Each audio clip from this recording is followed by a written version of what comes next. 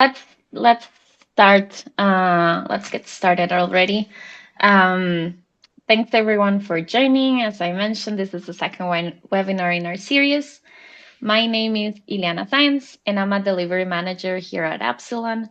I work primarily with projects helping teams in different stages of drug development process, and I'm based in San Jose, Costa Rica. And I'm here today with an amazing lineup, and I want to dedicate a couple of minutes for them to introduce themselves. So, hi, Andy, Doug, Rafa. Maybe let's start with you, Andy.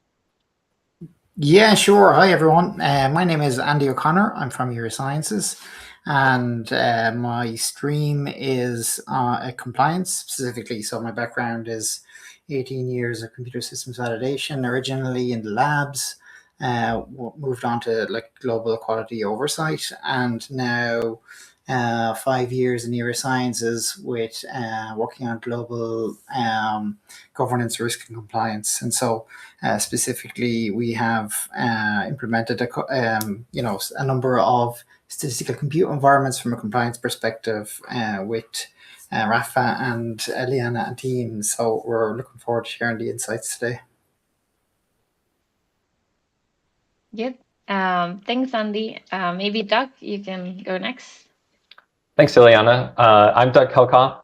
My background is that I spent nearly 10 years at a large pharma at Roche. While there, I was in a number of different roles, starting as a data scientist and kind of moving more into the software engineering end of that arm. And in the course of that experience, I got involved in the R validation hub largely with the interest of supporting other data scientists that had been coming from a background like mine and trying to realizing that validation was a major bottleneck to getting the right tools to the right people in order to allow them to be most proficient at their job. These days, I'm at Domino Data Lab. For today, I'm representing the R validation hub, which I chair. And we have a bunch of different tools and solutions that can be used for the validation process. So we specifically target late stage clinical. That's where we get the most representation. But the tools that we build are really general purpose validation tools that we've seen interest from finance and agriculture and early research. So there's a lot of interest kind of across different regulated industries in the types of solutions that we're trying to put together. So we welcome all of those different use cases. Thanks, Doug. Thanks for joining. And we also have our very own Rafa. So, Rafa, your turn.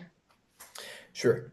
So I'm Rafa. I'm the head of platform engineering and innovation at Epsilon, and I'm one of the key people responsible for implementing SCEs and other analytical environments within Epsilon. And we had the pleasure of working together with Doug on the R validation hub and some of the efforts of working together more on the technical side of package validation. And we had the pleasure of also working with Andy in a number of implementations also in compliant environments. So generally, the stream that I'm supposed to represent here is basically having a technical perspective or an engineering perspective over package validation. Perfect. Thanks. Thanks the three of you for joining. I'm very excited. We have three very interesting points of view here. We have, as Andy mentioned, Andy from like the governance compliance perspective, Doug, who I know worked explicitly with package validation in his former role, but also comes from the perspective of the R validation hub, a group that I also participate in. And then we have Rafa, who's helping customers enable tooling and infrastructure in regulated industries. Last time we met, I'll go over some of like the highlights of that discussion to sort of get kickstarted this one. We had a very nice, discussion introducing the topic. We cover why our packages in particular is like an important topic right now. So lots of us come from academia. We either develop our packages, or we used to work with our packages that address specific methodological needs or technical needs. And it's only natural that we want to use both R as a tool that we're familiar with, but also the packages that we know and we've used before. But also, another important angle to this discussion that Rafa brought up was technology. As Rafa put it, nothing moves quite as fast as open source. So, just the rate of development that can happen in open source communities is unmatched. And this means that industries have the possibility to make use of such technologies. But spoiler alert, the speed of development also comes with tension, particularly in regulated environments where certain stability is, I would say, traditionally favor for replication and reproducibility, which makes sense. So yeah, let's jump right in. Um, and I wanted to start with risk-based approaches for validation. So maybe Andy, let's start with you. Could you share with us like a handy explanation on what risk-based validation means very broadly? I know this topic could, have us here for hours. Yeah, for sure. So to kick off, I guess there is a good sort of harmonized guidance that we use is called ICHQ9, and it's sort of the fundamentals of risk management. And I know that's not the topic of today, but it does give sort of the fundamentals of understanding like hazards, severity, likelihood, and quantifying risk. And so once you understand those fundamentals, well, then it's how do we apply it to a statistical compute environment, and more specifically then open source packages, because there are unique risks that come with open source. And so leveraging that framework allows us then to identify what hazards might an open source sort of environment and packages bring. And so we have some of the gotchas, I think, to lead into the conversation today is that GAMP5 is also another sort of guidance that's very useful in terms of understanding exactly how to implement an environment. And so we have found that a big gotcha is that if you try and tackle the elephant in one bite, then you end up assessing the risks of the infrastructure, of the platform, and of the open source packages together. And I think that's a bit of a gotcha that people can avoid, and they can sort of eat the elephant in a number of bites, where by separating out the concerns, the infrastructure concerns with the statistical compute environment, which is what GAMP5 would consider to be a category 1, then that allows you to move quite fast with the infrastructure, get it layered, get your system in, and then you get to sort of analyze your packages on a case by case. And as I'm sure Doug and we're going to talk about more later, is that when packages come with some credibility, that mitigates risk then, and we can consider the risk on a per package basis.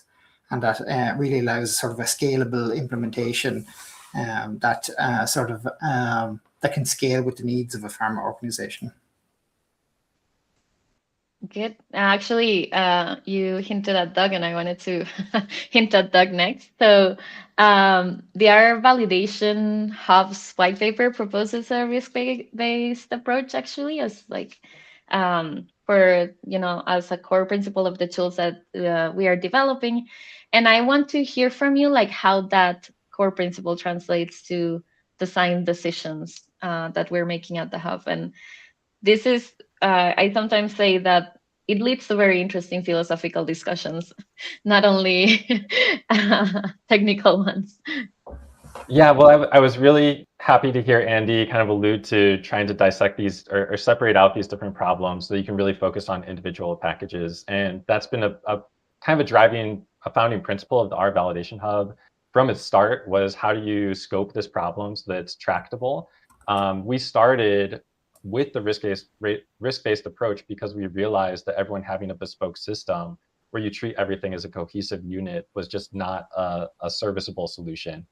This was kind of the driving, motivating component of the founding of the R Validation Hub back in 2018.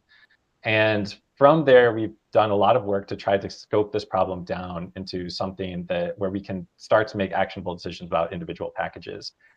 Those also become, there's consequences to that as well. So some of the things that we look at when we're thinking about risk in individual packages is what does like the adoption, the history of the authors look like? How do we kind of use those as evidence for the trust that we might put in those packages? We also have to think about how do systems interplay. So I think it's very good to modularize things, but you do have to think about the interfaces of different systems. And if you're thinking about packages in isolation, entirely in isolation, I think that also kind of goes a little too far in one direction. Like the packages do have, there's possibility for them to interplay with each other. And we also like to think about that, what happens when you introduce a new package into like a cohort of packages. And maybe to bring back to the question that you asked, Ileana, that's been a driving principle now for us putting together a repository of packages. So packages analyzed as individual components, incrementally upgraded as individual packages, but thinking about how do they sit within a suite of packages and how do we make that an accessible solution where you can think about like composing a set of packages that's going to be shipped with a validated environment. One other point I wanted to slip in, since we were talking about kind of risk-based approaches, is that I think it's very easy to fall into the trap of thinking about the risk that you're trying to account for with new software without accounting for the risk of not adopting that software, which I think is something that is often a pitfall when organizations that had been purchasing something from a vendor, maybe historically, are migrating to open source. One of the things that I think is really important to recognize is that the talent pool using open source software is much larger, and the type of people that are going to be critically engaged with that software are going to be able to, like, that de-risks the use of the software because people are more educated, more familiar with the ecosystem. If new methods get bug fixes, or you can leverage open source bug reports when models might not be implemented correctly or might have these like edge cases that need to be accounted for. Not being able to leverage that is also a risk.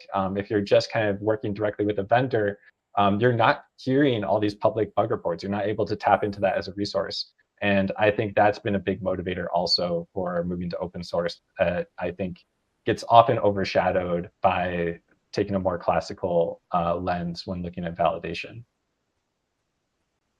If I can already jump in now, giving a little bit of an engineering point of view, I love the tone of the conversation of going towards modularity, because this is a very important engineering concept at the end of the day. When we were looking at systems maybe a couple of years ago, the systems were relatively simple and with not a lot of moving pieces. This means that qualifying or validating a system like this and verifying that it's working as intended, this is relatively simple because there's not a lot of moving pieces. But as we move towards more complex systems with more tools into the picture, with more capabilities, this starts becoming super complex. And this is a typical engineering problem, right? Which is you have a complex system and you need to do something with the system, or you need to scope it out, you need to implement it, you need to break it down into smaller chunks and work at them as individuals and test them in the scope of the whole project instead of looking just at the angle at the whole project. And this is super interesting because based on what Andy was talking about from a GAM perspective, what you were talking about, Doug, from a package validation perspective, and all of the risk-based approach, we're literally talking about one element of an SE, which is going to be the part associated with packages. And even then, we're breaking down into individual packages to take a look into this. From a technical standpoint, this is, engineering best practices 101. And that's super interesting to see that from an open source perspective, going into a compliance perspective and engineering, all of these elements quite align with one another. Yes, definitely. I see a question on the chat about considering levels of packages like stable, development, experimental. What I think maybe the more fundamental question, because then I think the same user shares what risk levels are being considered, and I think this is very interesting because like it's this like an ongoing discussion that we've had on the R Validation Hub, which is like if we are enabling tools for teams do we want to be opinionated about it or not, right? Are we going with the perspective of, okay, we'll provide the tools for the teams to assess different elements, different perspectives on a package, and each team will have a different approach on what is, what is low risk, what is medium risk, or what is high risk, and this translates then to, okay, what can be used in like an experimental environment and what can be used in a highly regulated environment. So I don't know if any of you want to complement this idea to help answer the question from this user of what risk levels are being considered, how we go about it. Yeah, I can jump in with just a couple thoughts. For one, we don't necessarily work with Linux packages, although that's part of what we do. We necessarily need when we're thinking about systems and the R validation hub. But we do work a lot with R packages, and probably the same principles apply. So one package that we love is the lifecycle package for R, which allows people, developers, to tag their package as being in different stages of development. And that can be seen as evidence for how you see the future evolution of that package, whether or not you see the user-facing API as more or less static or still very fluid. The other thing that I wanted to throw out when we're thinking about this as a holistic industry solution is that people's risk tolerance varies a lot throughout the industry and across industries. And so when we are trying, what Ileana alluded to, us trying to think about, should we kind of remain agnostic or be opinionated, we kind of leave that decision to the individual organizations to decide what is their risk tolerance, what level of stability do they require for their use case. Even within my background in a large pharma, the type of stability that we look for clinical development is different from the type of stability we look for like experimental research. And so across industries, when we're thinking also about agriculture, finance, they'd have different levels of stringency that they're looking for. And that's good. That's the point of risk-based approaches, is that you are considering what you need and then thinking, like applying that critically to how that's reflected in how you represent quality.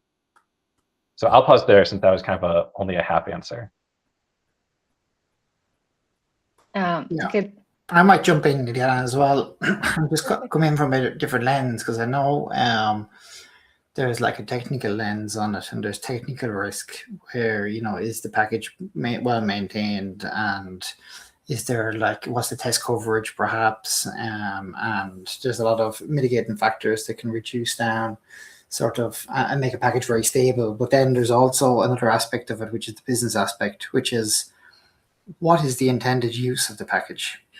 And so the intended use of the package, the R validation hub at least considers that. So if you find that your use case overlaps with the use case of the package very well, well, then at least you know that, the test coverage will probably cover your use case as well.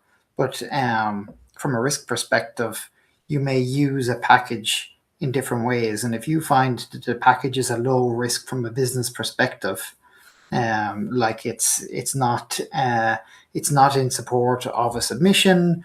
It's used perhaps as tracking and trending, or it's some sort of adjacent sort of package that you're using. Perhaps it can be identified as a low risk package, and then the use of an experimental package may be acceptable. Whereas if you find from a business perspective the use case is very high or very novel or doesn't exactly equate with the intended use of the package from a technical perspective, well, then now your risks are high from a business perspective, and you may want to sort of consider internally then that you want to use a stable, a well-developed leverage vendor documentation from a CSA perspective. And that's where the package validation comes in very, very handy, because at least the work is already pre-done, and basically you're reducing and mitigating those sort of the technical uncertainties, so you can leverage them in more high risk and critical business applications. And I can even now jump in, right? Giving the other view.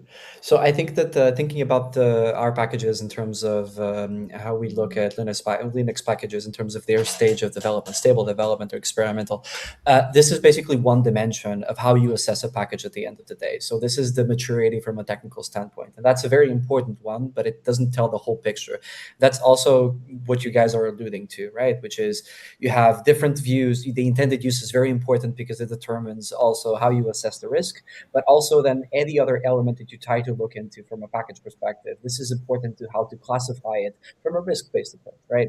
Um, a lot of the work that we do with a lot of different companies and a lot of the value that we come as a service provider at the end of the day is adjusting standard practices to a company's reality. And that's the biggest part that I think our validation hub, you guys have a lot of discussions about how can we make something more of an industry standard.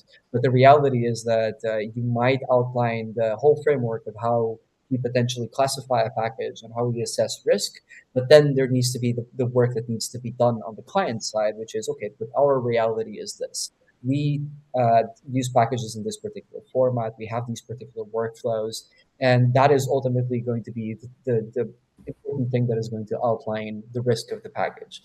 Um, so to answer also the specific question, yes, I think that assessing packages based on a comparison with Linux stable development and experimental, this is just one dimension of what needs to go into the machine to get a package to be used for regulatory or not purposes.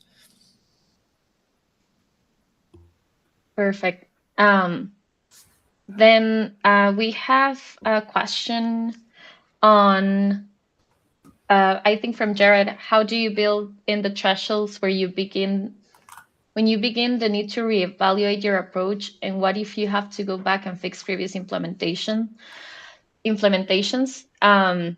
And this seems to me it hints a bit also to a big tension when risk-based approaches are taken into account, and it's this idea that I think Andy hinted at the beginning of, like, validate everything and then we discuss a bit the modular approach.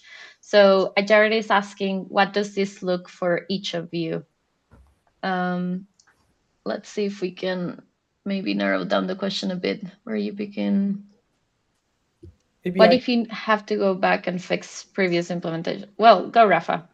Yeah, maybe I can give you an approach based on what I see here. So, based on Jared's question, so the first thing is that we need to start with is, I think that it's not physically, but it's almost virtually impossible to validate a complex system end to end. The reality of this is that there's so many moving parts from a cloud perspective or from an infrastructure perspective to a business use case to technical elements that go end to end that for you to have a holistic view, I mean, at some point you need to say, like, I need to trust this layer. Otherwise, the effort that goes into validating or to qualifying something that goes into the picture is enormous. And I think this is going to be an important point of discussion between all of us right now. But I would say that we need to take into an account that there's a practicality that goes into the picture when a system is too complex to assess end to end. And this is where, for example, you kind of trust AWS to be providing the system that they provide. They have done a lot of the work at the end of the day that you're going to build your infrastructure from. And you can say, like, okay, I trust the implementation that they've done. I see the documentation. I accept the risk. So this is an important element to take into account. So if something goes wrong, which it might go wrong, the reality of systems nowadays is that for you to be able to be competitive, the system needs to change on a regular basis. What is true and what is real for you now is not going to be the same thing in 2 months. Priorities might change from a business perspective. New tools might be introduced into the system. Problems might be discovered from things that are completely outside of your control, and the system needs to consistently evolve. So in reality, I think that to answer the question, when do you begin to evaluate your approach and go back and fix a previous implementation? My answer is you are already baking this into the process that you need to go to the picture. You need to start thinking once you build the first system that in a couple of months you're going to have to introduce a change. You can't assume that the system is going to be stable and not change for many years to come, because you lose so much in just assuming that that's going to be the way that it goes. This is even from a technical perspective, which I know that some of the things that I said would be interesting for you guys also to pick that up from. Yeah, if I could jump in and qualify a bit more, Rafa, about what you said, it's a risk based approach, right? So you're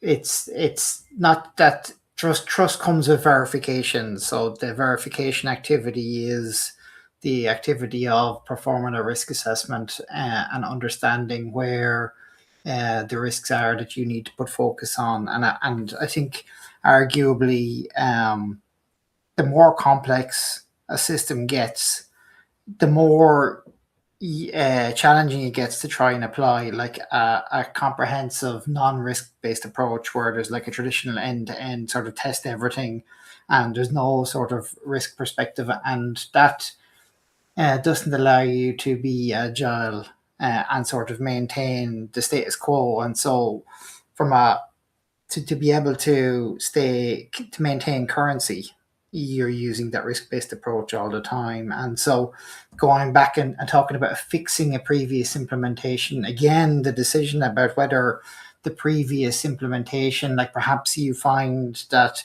version 1.1 had a bug in it, or is fixing a bug that was present in version 1. Well, I mean, does the bug fundamentally sort of impact the decisions that were made in the previous instance? And so you can assess that from a risk perspective. And I think the final thought on it is that it goes down to a concise set of user requirements that don't necessarily change across versions. And so now your user requirements are risk assessed. You're not necessarily assessing every technical aspect of it. That's kind of what the um, the technical risk is done on the R package validation side. So you're able to leverage the technical risks and the technical mitigations that gives you that sort of ability to be able to verify the previous work that's been done from a vendor perspective, and then to be able to have a greater level of trust in that package moving forward. I think everything The that I would add has already been thrown out, but maybe I can just kind of summarize or distill some thoughts that I think are important to kind of think about when we're thinking about adapting process.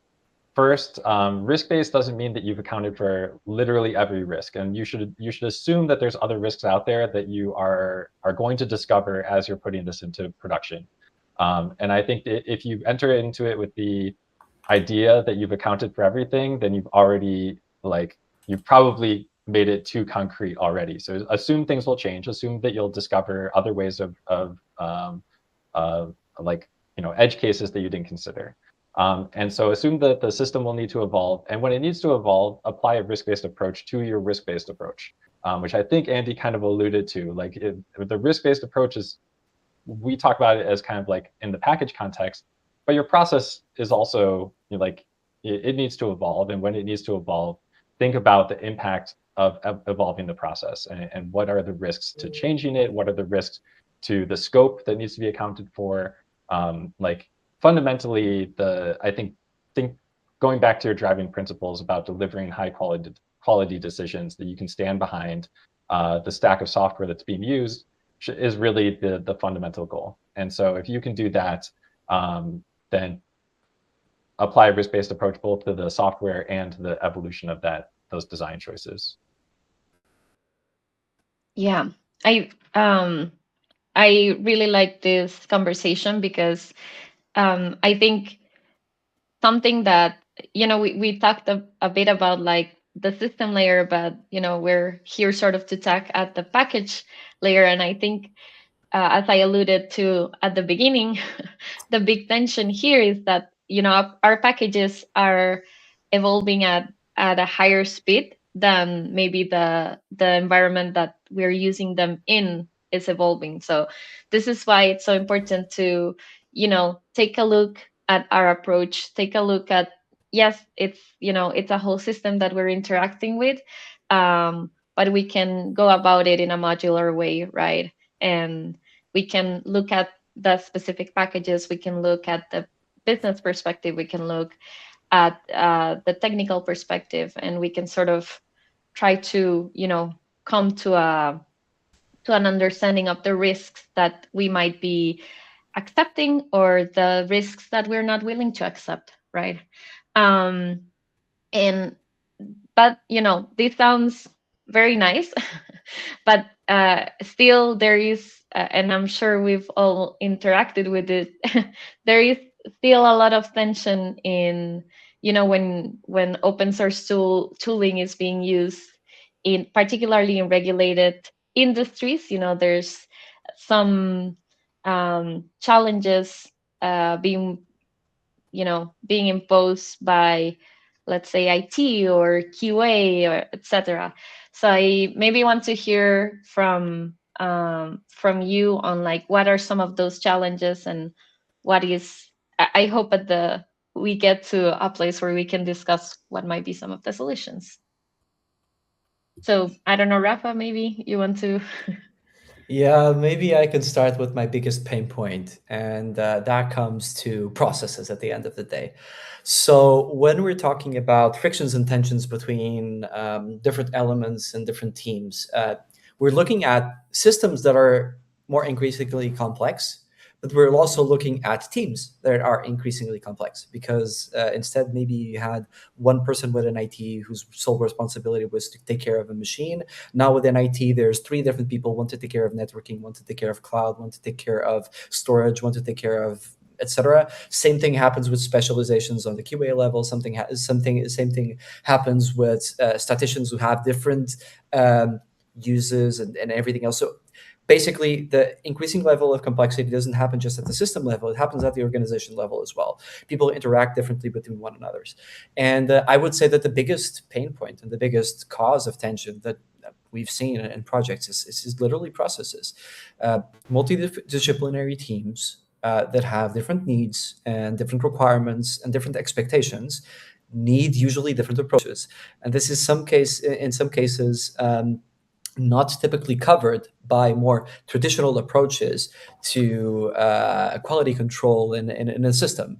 You can't take a look into the same way that you look at the cloud as you used to look into on-prem systems. Or you can't look at people who were very used to just leveraging, for example, SAS, to people who now are leveraging R. Like these needs are completely different, and they require different processes for different people, but also for different interactions between all of them. Again, when we go in to implement a system and a client, um, it's very important for us to understand the level of maturity and processes that exist already in these existing teams, and to put them in the right frame of mind when we start the project, to outline that, like, look, we're not going to be able to have a complete approach. We're not going to be able to have to outline the project already from the start. We need to take an agile approach in doing this. We need to adjust the processes. We need to go through the motions of figuring out the project, because this is a very complex beast. And people need to realize that, you want to implement an SE or a package validation strategy and everything else, you're not going to be able to just apply that lens. You need a lot of processes that support that. Sorry, I think I went a little bit over. No, that's great. I think something that I've observed sometimes in such, like, complex teams, like Rafa is alluding to, is also um, there has been a sense of sort of misunderstanding from the business teams um, of what they do. So I've heard biometrics teams or statisticians sort of maybe complaining that IT or QA they don't understand what their day to day looks like, and why they want to use, like, open source packages, and even what is the outcome of such of the use, right? What is like what we're getting at. So one example that I like to allude to is in the Martian movie, there is this scene where a statistician clicks a button and the screen says like model correct. And like that, if you've ever run a model, I wish it was only that validating, right? It's quite the opposite.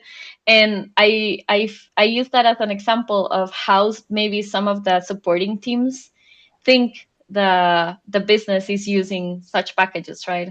And there's also like, I feel there is a use of sharing a bit more of what are we doing with our packages, like what is it that we're trying to solve, just having a base understanding, right? To sort of enable the process a bit more, enable the teams interacting and understanding each other in such cases.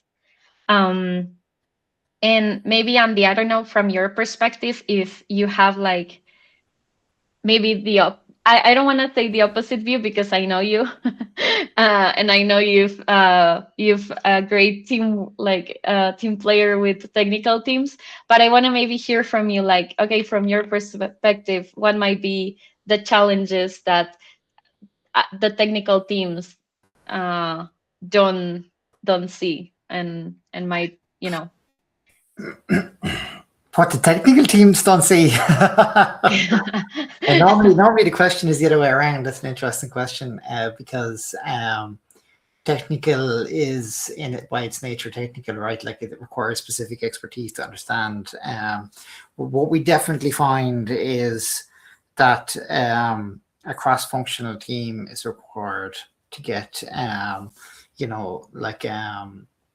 a novel and ongoing consensus into a new approach. So like if there's evolving requirements all the time, if there's like new use cases, new open source packages to be used, to sit those types of decisions and ongoing decisions is not just a one and done, like we're going to implement one package or 5 packages and then suddenly we've got a whole, it'll do us for the next 5 years. Instead, it's kind of more to like what Rafa mentioned, down to sort of like process, that there's even a process behind the decision making. So that requires cross-functional teams.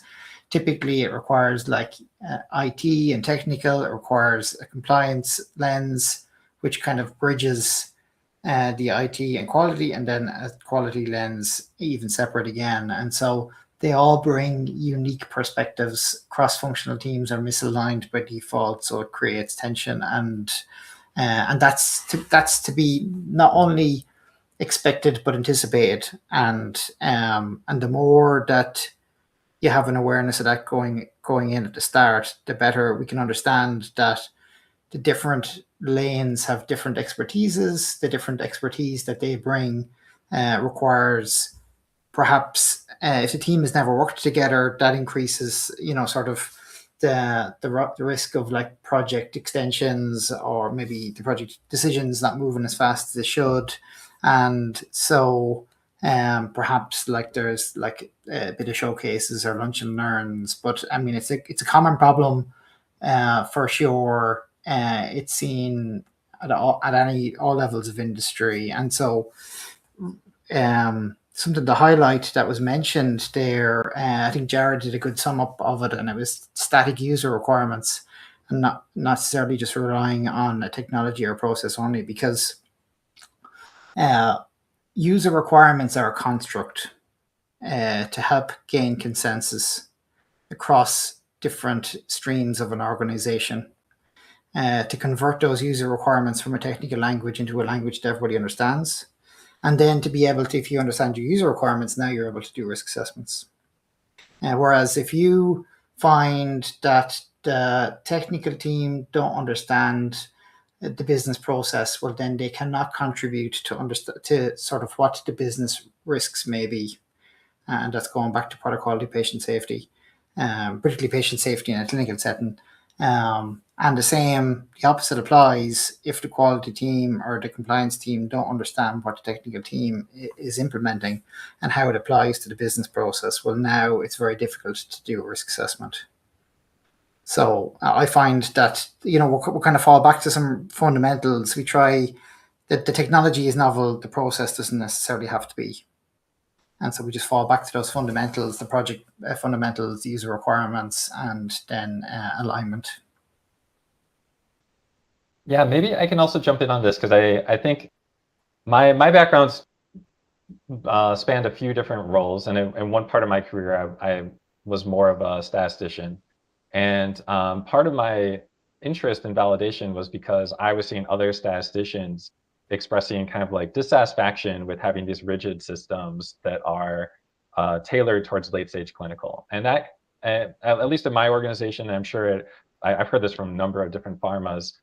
You have kind of these competing goals of the pharma organization that are both trying to have a very standardized late stage clinical process, but also want to connect the late stage clinical process to research. And they want to be connecting late stage clinical analysis back to early stage research, and it's kind of like completing this loop in order to feed that information back, have more communication across the pipeline.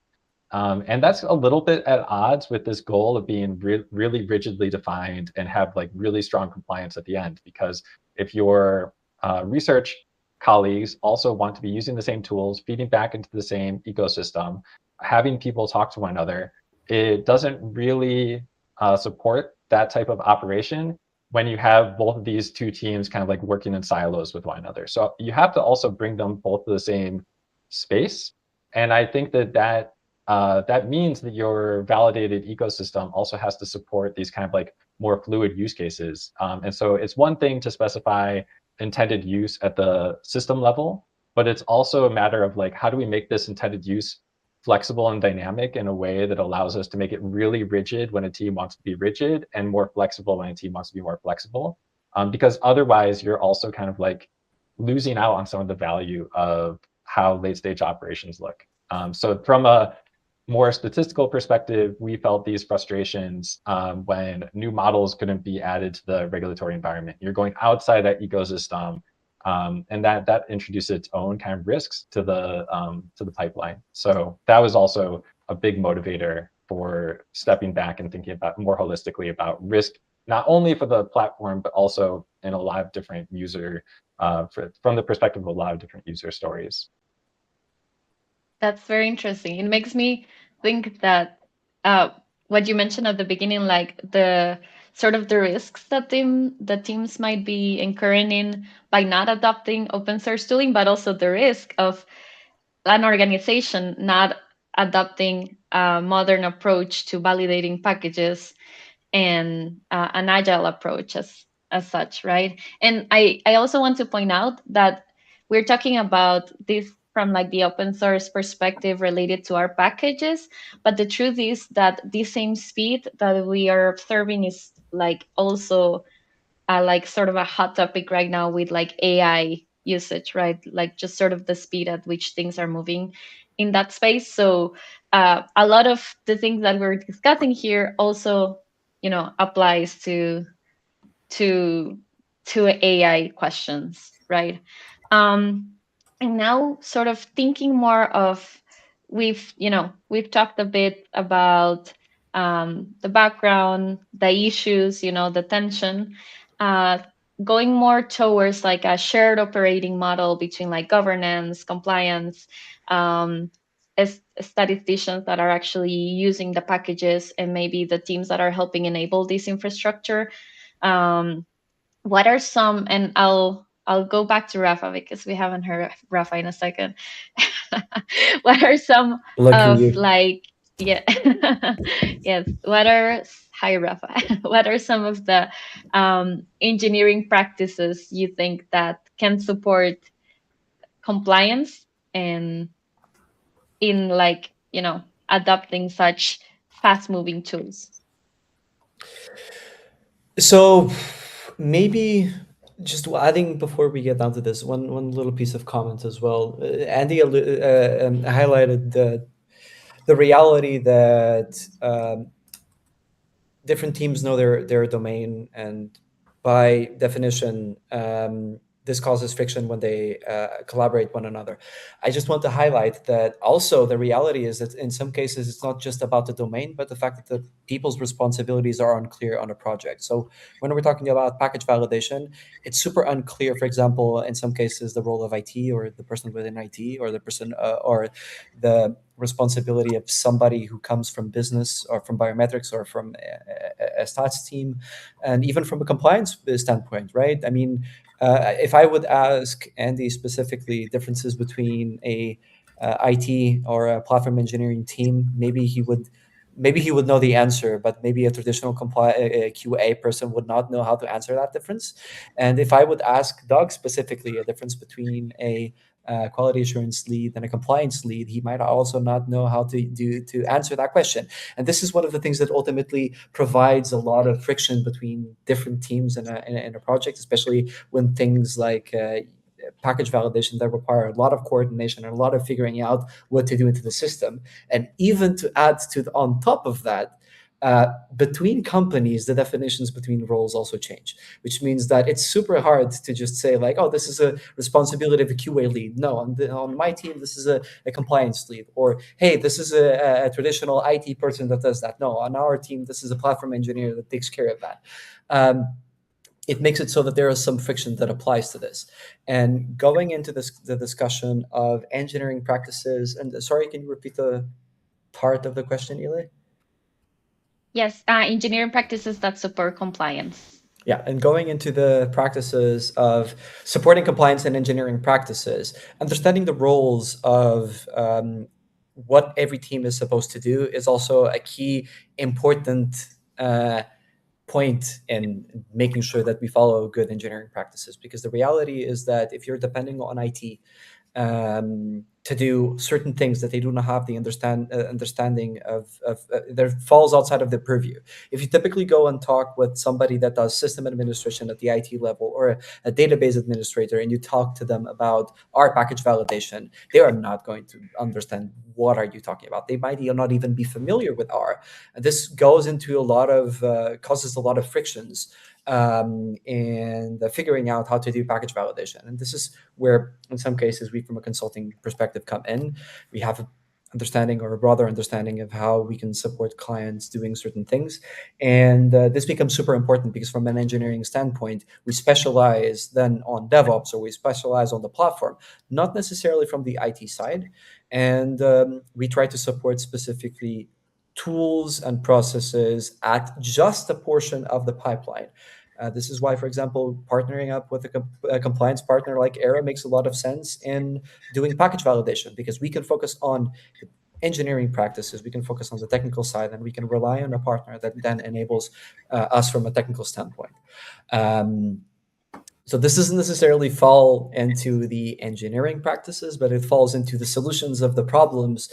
It's just realizing that, there is specializations and you need to trust not just different layers within an infrastructure, but different layers within your team for them to do what they're supposed to do and for you to understand what they're supposed to do. And then from an engineering standpoint, I think we can talk about a little bit about opinionated versus non-opinionated workflows, because one of the best advices that I think we can talk about when we're tackling package validation is that you need to commit with the strategy, be it from a different standpoint, but from an engineering practice, this is really important because there's so many trade-offs that you can go in designing a technical solution for package validation. And the reality is that these different trade-offs are going to be valued differently on a lot of different companies.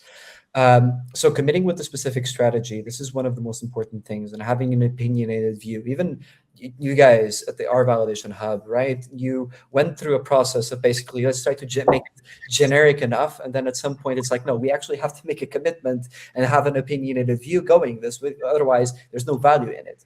And I think that from an engineering perspective, this is really important because we can spend ages discussing if you should use AWS or Azure as a cloud service provider. But in the end, the big picture, it doesn't really matter that much. It matters more that you commit with it and you go and learn how to use the tool, or you apply and commit and adapt your processes to using the tool, than necessarily picking this or that. Both of them are going to come into trade-offs, and the reality is going to be completely different from different companies. Sorry, again, very big one, but from an engineering perspective, just make a bet. Sometimes it's easier for you to go down the road and see later down the line if it fits or if you need to shift and bake that into your workflow than trying to keep all of the options open.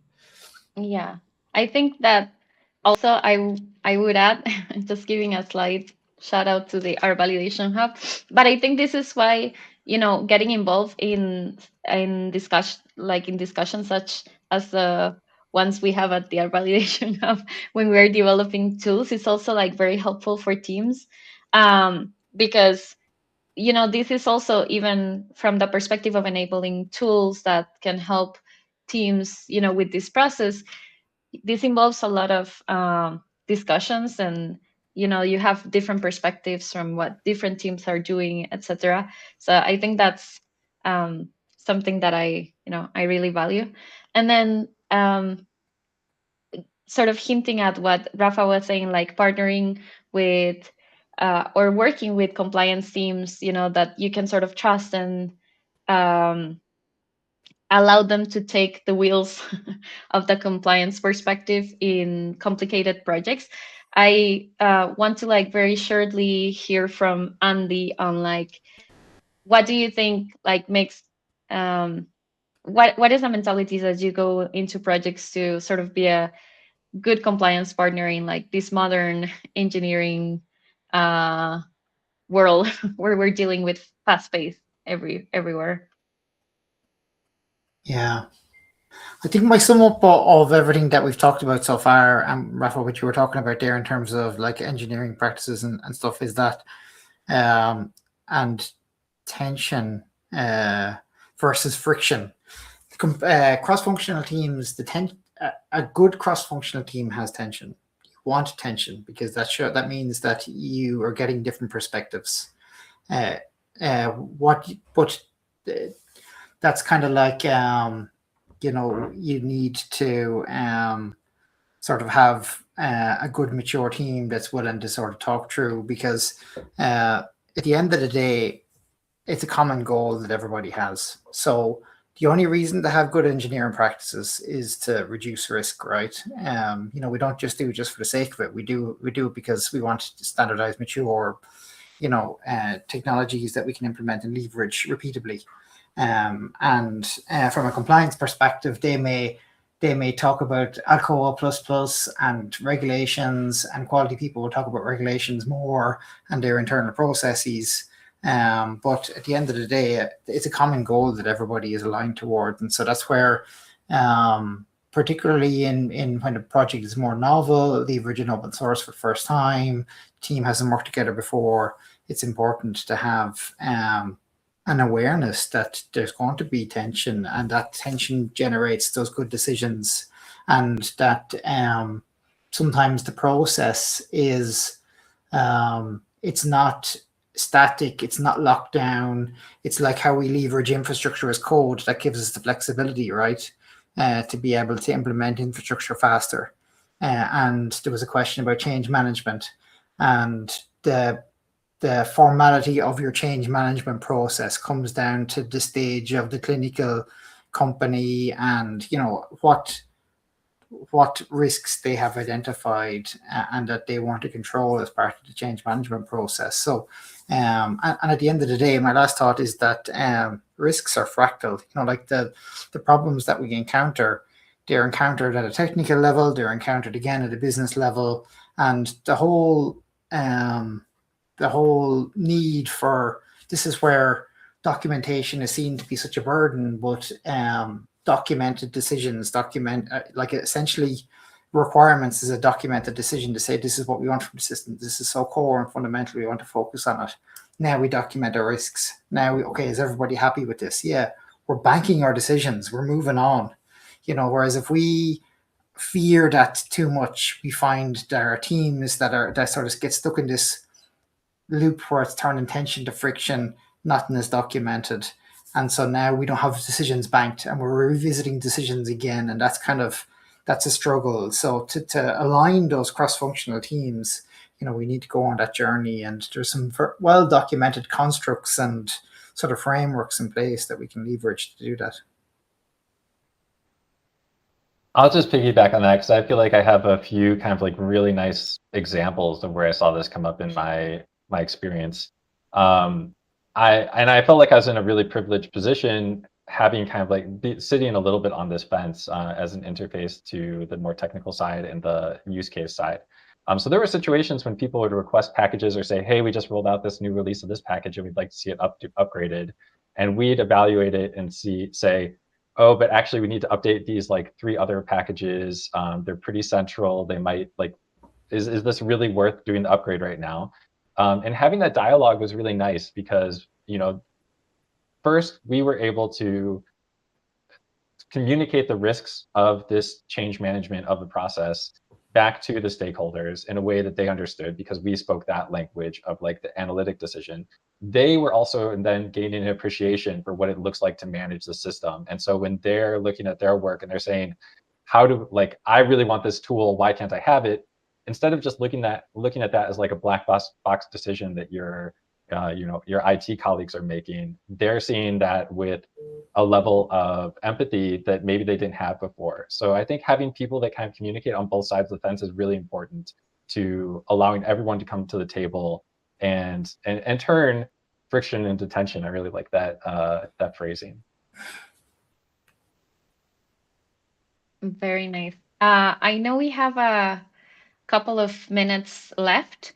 I was going through some of the questions. I think we've addressed most of it. There might be some that we don't get to address, and maybe we can do that in the next round. I see a question, I think, from Brian about deliverables that the regulatory agencies expect. I assume based referring to our package validation, and I don't know if Doug or Andy want to refer to this. Which question are you referring to? Can you read out the text? Yes. What deliverables do various regulatory agencies expect, both mandatory as well as optional deliverables? I assume these deliverables regarding our package validation. Yeah, I mean, on the one hand, I think it's kind of a tricky question because I think everyone approaches it a little differently. The R validation hub approaches this where we like to keep documentation on individual packages. So showing we have a process that's specified, baked into that process is then what are the outputs of a package, what are the qualities of a package that we want to emphasize, and how does that lead to a decision? So documenting your process and decision-making framework. So we treat that on the package level. There's complexity that comes with that. What do you go back and update every package of packages dependencies after a single package is updated? I would say yes. I think that's a good practice, but you can really follow that rabbit hole as deep as you want to go, and I think that at somewhere you need to be opinionated.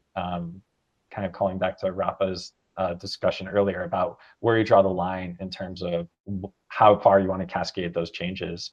But there's other, like also your SCE environment, since we talked about modularizing those components, your SCE has its own process and it probably has to pick up these packages and think about what does the risk of incorporating those packages into the system look like. So each piece kind of, I would say as much as you can modularize your risk documentation, your quality documentation, to mirror your infrastructure, I think that allows those individual teams to own that part of the puzzle and being mindful about the linkages between them. But I know Rafa and Andy probably work more holistically across systems and could probably speak to that element of it more than I could. Yeah, I see there's a maturity ladder in terms of what you could present to a regulator, and it may be fine. So you may implement a specific version of a system and a specific version of a package, and you may have specific code that you have all summed up, and you provide that as like a note to the file in a regulator. And that may be fine if it is rigorous enough to accommodate the risks that a regulator may perceive. That's ladder one. The second step in the ladder is that, well, if you implement a process and the process demonstrates a rigor of control, well, now your process allows you to be more dynamic. It's not static anymore. Now you can upversion your system or your packages dynamically because you have a process for that. And now when a regulator after like a submission, they want to do an audit on site. Now they'll say, okay, well, show me your process, show me your the outputs from the process, and they're able to demonstrate consistent and dynamic control. The third step in the ladder is a risk-based approach where your process, you have a dynamic ongoing process where you're upversioning, you're adapting to new requirements and a new intended business use. And now, as part of your process, you go, well, we dynamically perform a risk assessment on, say, new versions, on new intended uses, and new requirements. And so now, when a regulator comes on site, they say, show me your process. Well, here is our risk-based decisions. And so that becomes a lot more challenging for a regulator to sort of to look to find deficiencies, essentially, because it comes down to the rigor of your assessment of your risks, and that's a sort of a sum up of a lot of things, right? Rather than, if you're looking at 200 pages of static reports, well then how has that not changed over time? Whereas when it's very dynamic, it's a lot more. You're making decisions constantly, and you're adapting to the risks, and that's a kind of a gold standard that I see. Good. Well, we are at over time. So this is such an interesting discussion. I really hope we can repeat it.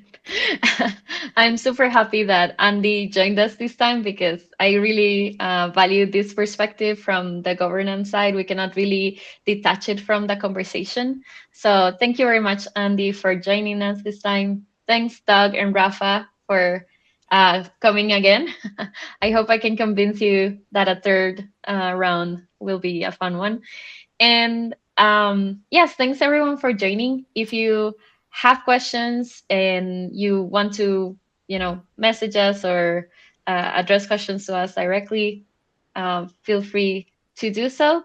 And I hope you have a very nice rest of your day. Thanks, everyone. Thank you, everyone.